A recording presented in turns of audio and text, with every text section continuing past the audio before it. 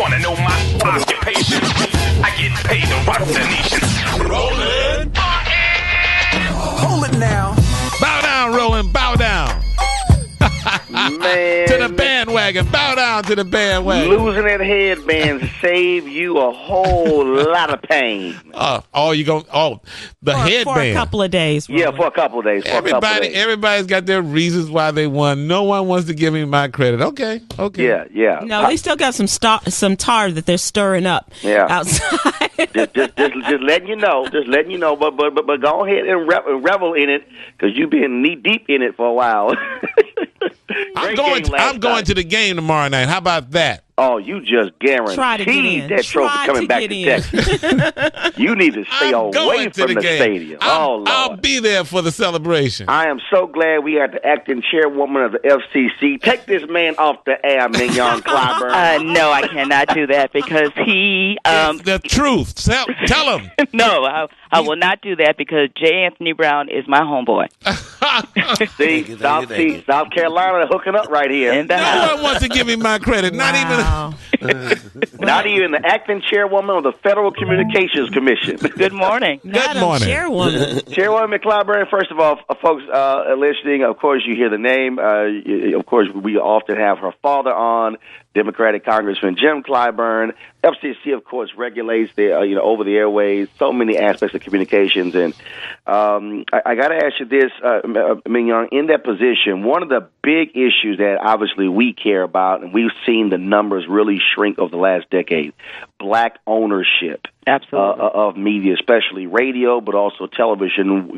What can the FCC really do in that area to really stop what is really a troubling trend? Well, there are two things, and it's going to, really three things.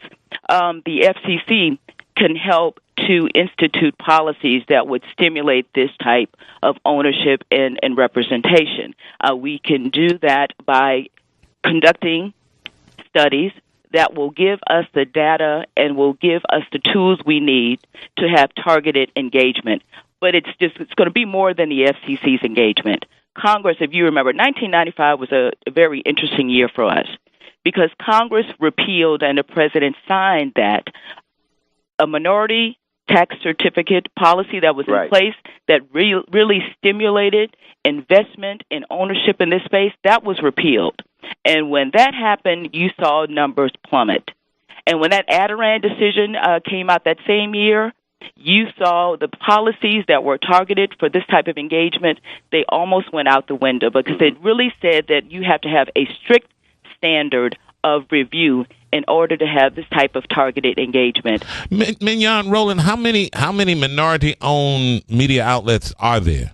So let me break that down into two parts. So in 2012, we had about 225 African-American-owned radio stations. In 2012.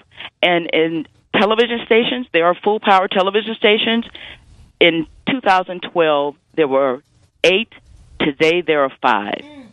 So the numbers are trending incredibly downward, and we really have to have an all-hands-on approach to changing this. One of the other huge issues, you talk about broadband, you look at so much emphasis now being placed on digital. You look at what Netflix is doing, what Amazon is doing, a lot of folks are doing. You still have 100 million Americans who do not have access to broadband. It boils down to the same things in terms of the divides, money. You've got a whole host of people who cannot afford broadband, that cannot give up their basic day-to-day needs to pay for this transformative, this innovative platform. And so we're going to, and what we're doing here is trying to bridge gaps, have public-private partnerships to address those critical needs, because if our children, if our communities do not have broadband, we will slip further and further behind. Well, because so much is obviously on that, and of course, in many parts of rural America, that's the case. So African Americans in places like South Carolina, Mississippi, Alabama, even whites as well, that's really where it's hurting the most. And Absolutely. What about ownership? What can we do? We can encourage Congress to reinstitute a tax certificate program in order to stimulate growth. We can encourage the FCC to institute programs and conduct studies in order to give us the tools we need to have target engagement. Those things have to happen. It cannot just happen on one platform. It has to be a family effort in order to spur this. Chairman Mignon Clyburn, we certainly appreciate it. Thank you so very much for joining us. Absolutely. Good morning.